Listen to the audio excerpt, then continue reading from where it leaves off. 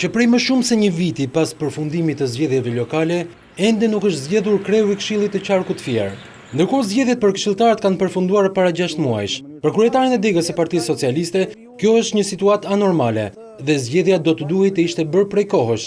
Sigurisht që nuk është një situatë normale, por unë gjykoj që në Këshillin e Qarkut Fier, këshilltarët në bazë vullnetit popullor sot dhe tashmë janë në mazhorancë absolute përfaqësues të Partisë Socialiste dhe si rrjedhim edhe përfaqësuesi apo drejtuesi i Këshillit të Qarkut duhet të jetë përsëri përfaqësuesi i Partisë Socialiste.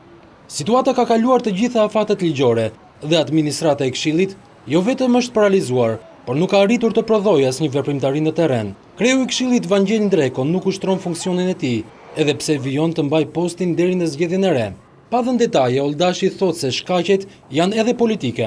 Shkaqet janë sa objektive aq edhe subjektive.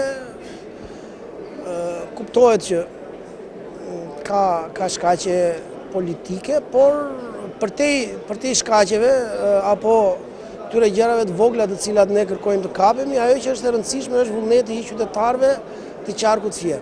Burimet e sigurta bëjnë me dije se zgjedhja e kreut të Këshillit të Qarkut Fier është një çështje debatit politik mes partive pjesë të koalicionit të majt Aleanca për Shqipërinë Europiane.